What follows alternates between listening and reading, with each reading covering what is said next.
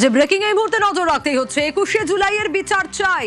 মুখ্যমন্ত্রীকে চিঠি কাকলি ঘোষ দস্তিদারের। আরো একবার জানাবো, মুখ্যমন্ত্রী শুভেন্দু অধিকারীকে চিঠি দিলেন সাংসদ কাকলি ঘোষ দস্তিদার।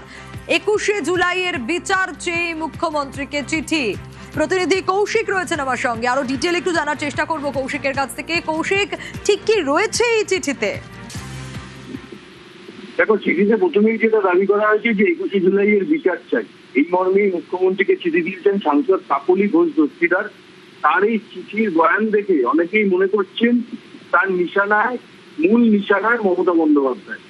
কারণ তিনি মনীশ গুপ্তের প্রসঙ্গ তুলেই মমতাকে তীব্র আক্রমণ করেছেন এবং তিনি যেটা একদম শুরু থেকে বর্ণনা করেছেন যে 1993 সালের 21শে জুলাই এসপ্ল্যানেডে গুলি চালানো হলো, 13 জন যুব কংগ্রেসের কর্মী মারা গেলেন।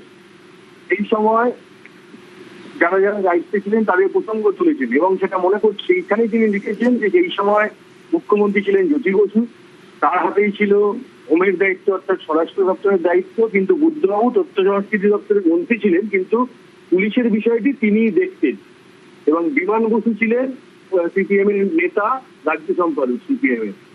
তো কিন্তু ডিসিশন মেকিং প্রসেসে তিনিও ছিলেন বলে দাবি করা হয়েছে এবং সেই সময় স্বরাষ্ট্র সচিব ছিলেন মনীশ গুপ্ত। কাকলি ঘোষ দস্তিদার যেটা লিখেছেন, 21শে জুলাইয়ের দোষীদের আজও বিচার হয়নি, মন্ত্রী আমলা এবং পুলিশ অফিসারদের বিরুদ্ধে কোনো পদক্ষেপই করা হয়নি।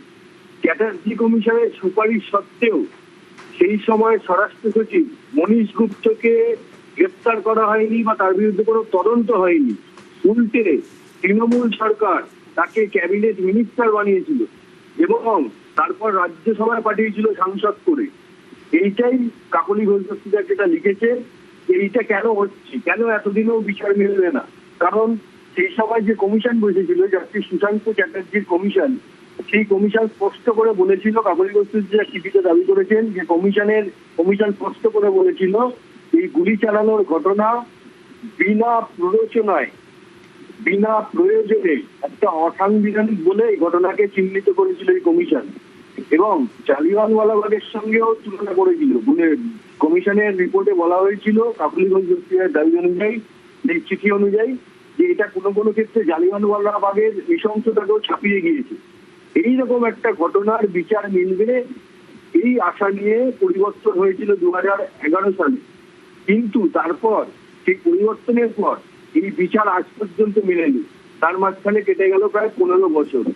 সেইখানেই কাকলি ঘোষ দস্তিদারের দাবি যে এই কমিশনের যে রিপোর্টটা সেটাকেও সামনে আনা হোক। কারণ কমিশনের রিপোর্টে নাকি বলা হয়েছিল, এটা নোট করা হয়েছিল, লেখা হয়েছিল, উল্লেখ করা হয়েছিল যে 21শে জুলাইয়ের যেসব ক্রিটিক্যাল ফাইল সেগুলো নাকি লালবাজার এবং রাইটার্স থেকে মিসিং।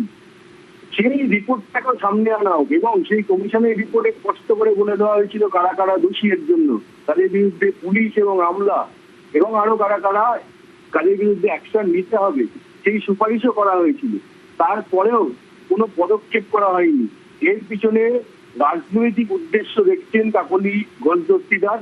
তিনি লিখেছেন মমতা বন্দ্যোপাধ্যায়ের সরকার 2011 সালে ক্ষমতায় এসেছিলেন, তাদের অন্যতম প্রতিশ্রুতি ছিল 21শে জুলাইয়ের বিচার হবে, কিন্তু তার সেটা কিছুই হয়নি। উল্টে যিনি স্বরাষ্ট্র সচিব ছিলেন সেই সময় তাকে ক্যাবিনেট মিনিস্টার করা হয়েছে, তারপর আবার রাজ্যসভার সাংসদ করা হয়েছে।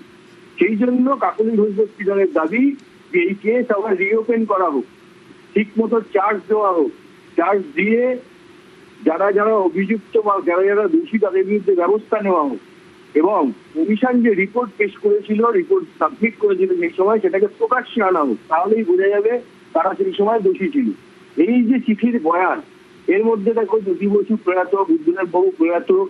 তো এই যে চিঠির বয়ান তিনি যেই রকম ভাবে আঙুল তুলেছেন কাকলি ঘোষ দস্তিদার, তাতে অনেকে মনে করছেন কাকলি ঘোষ দস্তিদারের আসলে টার্গেট, তার মূল নিশানায় আসলে মমতা বন্দ্যোপাধ্যায়। তৎকালীন স্বরাষ্ট্র সচিব মনীশ গুপ্ত, যাকে মমতা বন্দ্যোপাধ্যায় আমলে মন্ত্রী করা হয় এবং পরে রাজ্যসভায় যান তিনি সাংসদ হিসেবে, তাকে সেই প্রসঙ্গটা তুলে তিনি আসলে মমতা বন্দ্যোপাধ্যায়কে টার্গেট করতে চেয়েছেন এই চিঠির মাধ্যমে। এবং সামনে 21শে জুলাই, এই 21শে জুলাই এবার মমতা তৃণমূল কিভাবে করবে, কোথায় করবে, সেই নিয়ে একটা দড়ি টানাটানি চলছে, চাপানুতর চলছে।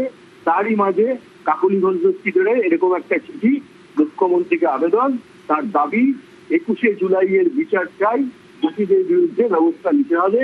এই চিঠি থেকে অনেকেই মনে করছেন কাকলি ঘোষ দস্তিদারের মূল নিশানায় মমতা বন্দ্যোপাধ্যায়।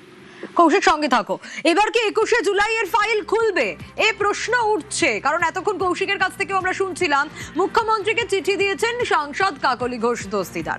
মুখ্যমন্ত্রী শুভেন্দু অধিকারীকে যে চিঠি দিয়েছেন সেই চিঠিতে কি অভিযোগ করেছেন কাকলি ঘোষ দস্তিদার?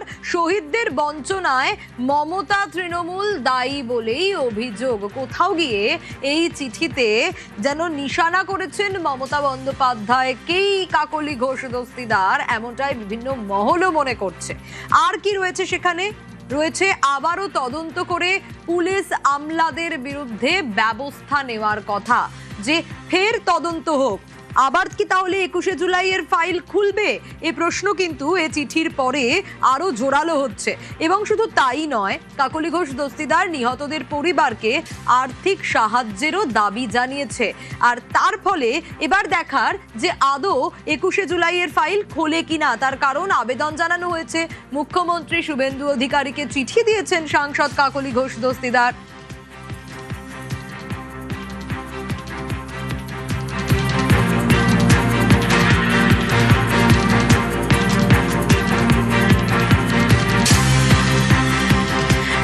কৌশিকের কাছে যাব। কৌশিক, 21শে জুলাই নিয়ে আমরা এমনিতেই দেখতে পাচ্ছি মমতা তৃণমূল এবং নব তৃণমূলের মধ্যে একটা টানাপোড়েন চলছে। আর সেই আবহে মুখ্যমন্ত্রী শুভেন্দু অধিকারীকে সাংসদ কাকলি ঘোষ দস্তিদার 21শে জুলাইয়ের বিচার চেয়েই চিঠি দিচ্ছেন। এই আবহে কতটা তাৎপর্যপূর্ণ? দেখো, অত্যন্ত তাৎপর্যপূর্ণ, কারণ 21শে জুলাই আমরা জানি তৃণমূলের একটা প্রায় অ্যানুয়াল একটা অনুষ্ঠানে পরিণত হয়েছিল। প্রতি বছরই অত্যন্ত ধুমধাম করে তৃণমূল 21শে জুলাই পালন করছে, এবং 21শে জুলাই নিয়ে তাদের আবেগে শেষ ছিল না। অনেকদিন আগে থেকে মঞ্চ বাঁধার কাজ শুরু হতো, বিশেষ করে তৃণমূল ক্ষমতায় আসার পর থেকে এই 21শে জুলাই একটা অনুষ্ঠানটা একটা বিরাট মাপের অনুষ্ঠান হতো। হ্যাঁ, মহা ধুমধাম করে 21শে জুলাই এর অনুষ্ঠান হতো, এবং সেখান থেকে তৃণমূলের দাবি তারা এটা এইভাবেই শহীদ দিবসটা তারা পালন করতো। 21শে জুলাই শহীদদের তারা স্মরণ করতো। কিন্তু সেই 21শে জুলাই সেখানেই কাকলি ঘোষ দস্তিদার একদম সেখানেই আঘাত করেছেন। তিনি যেটা চিঠিতে লিখেছেন যে 21শে জুলাই যে এই আবেগ, এই যে 21শে জুলাই দোষীরা শাস্তি পাবে, এই আশাটা তো ছিল। পরিবর্তন তো 2011 সালে হয়েছিল, সেই আশাটা তো করা হয়েছিল। সেই শহীদদের পরিবার এতদিনে কি পেল? তারা তো দেখতে পেল যে যেখানে যাদের বিরুদ্ধে অভিযোগ, যার বিরুদ্ধে অন্যতম যার বিরুদ্ধে আঙুল উঠেছিল সেই মনীশ গুপ্ত, এই সময় যিনি পররাষ্ট্র সচিব ছিলেন, সেই মনীশ গুপ্তকে মমতা বন্দ্যোপাধ্যায়ের আমলে মন্ত্রী করা হলো, ক্যাবিনেট মিনিস্টার হলেন তিনি। তারপর তিনি রাজ্যসভার সাংসদ হলেন। তাহলে এই যে যারা নিজেদের ছেলেদের হারালো, নিজের পরিবারের সদস্যকে হারালো, যারা 21শে জুলাই যাদের প্রাণ গেছিল 1993 সালে, তাহলে তাদের পরিবারের লোকেরা তাহলে কি পেল? এই প্রশ্নটাও কিন্তু এই চিঠিতে, মুখ্যমন্ত্রীকে যে চিঠিটা দিয়েছেন কাকলি ঘোষ দস্তিদার, সেখানে তিনি এই প্রশ্নটা করেছেন, এবং তিনি তাদের কথা মনে করিয়ে দিয়ে বলেছেন যে তাদের বিচার চাই, 21শে জুলাইয়ের বিচার চাই, নইলে তাদের সাথে বিচ্ছে করা হবে। এই যে যাদের সেদিনটা প্রাণ গেছিল তাদের সঙ্গে বিচ্ছে করা হবে।